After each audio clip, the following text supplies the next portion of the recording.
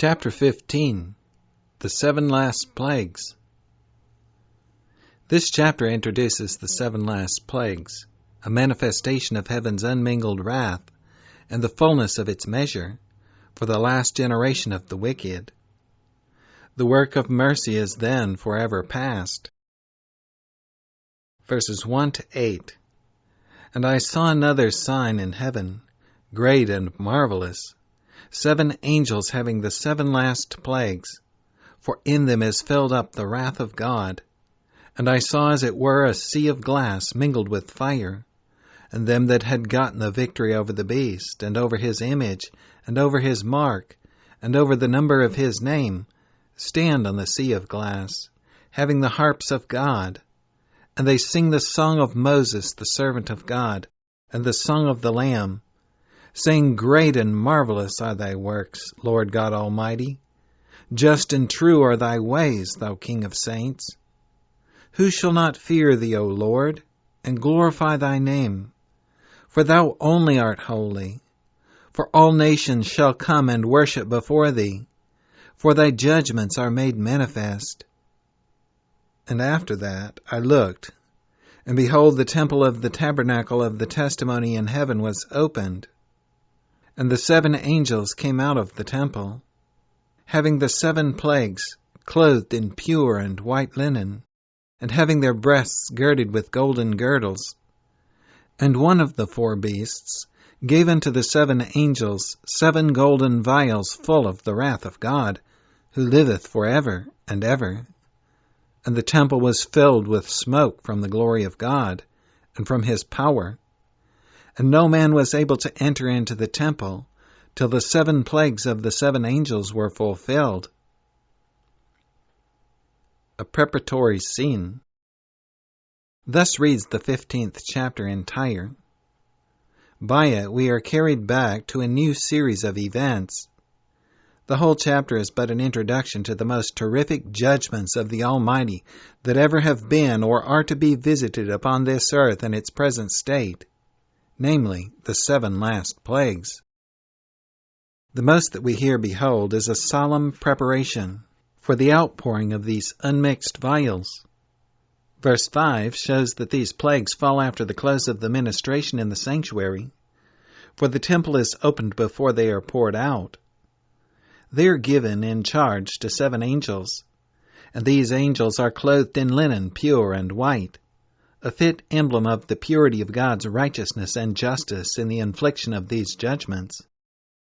They receive these vials from one of the 4 beasts or living creatures. These living beings were proved, see on chapter 4, to be a class of Christ's assistants in his sanctuary work. How appropriate, then, that they should be the ones to deliver to the ministers of vengeance the vials of the wrath to be poured upon those who have slighted Christ's mercy, abused his long-suffering, heaped contumely upon his name, and crucified him afresh in the treatment of his followers.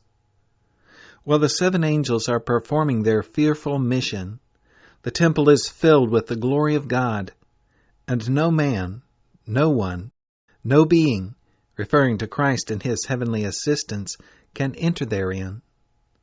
This shows that the work of mercy is closed, as there is no ministration in the sanctuary during the infliction of the plagues. Hence, they are manifestations of the wrath of God without any mixture of mercy. God's people remembered. In this scene, the people of God are not forgotten.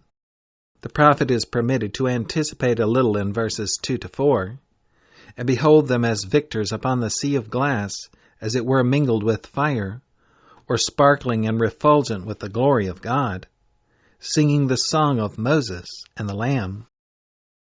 The sea of glass upon which these victors stand is the same as that brought to view in chapter 4, verse 6, which was before the throne in heaven. And as we have no evidence that it has yet changed its location, and the saints are seen upon it, we have here indubitable proof in connection with chapter 14, verses 1 to 5, that the saints are taken to heaven to receive a portion of their reward. Thus, like the bright sun bursting through the midnight cloud, some scene is presented or some promise given to the humble followers of the Lamb in every hour of temptation, as if to assure and reassure them of God's love and care for them, and of the certainty of their final reward. Verily, the words of the prophet are among the true sayings of God. Say ye to the righteous that it shall be well with him, but woe unto the wicked, it shall be ill with him. Isaiah chapter 3, verses 10 and 11. The song the victors sing, the song of Moses and the Lamb, given here in epitome in these words, Great and marvelous are thy works, Lord God Almighty. Just and true are thy ways, thou King of saints, is a song of infinite grandeur.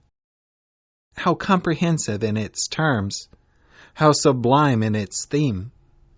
It appeals to the works of God which are a manifestation of His glory.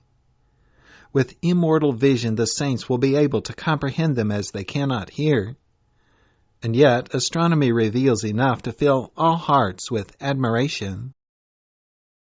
From our little world we pass out to our sun, 93 million miles away, on to its nearest neighboring sun, 19,000 million miles away, on to the great double pole star, from which it takes light in its electric flight of 192,000 miles a second, 40 years to reach our world, on past systems, groups, constellations, till we reach the great star Alien in the Pleiades, shining with the power of 12,000 suns like ours.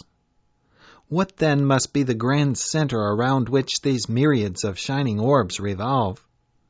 Well may the song be raised, Great and marvelous are thy works.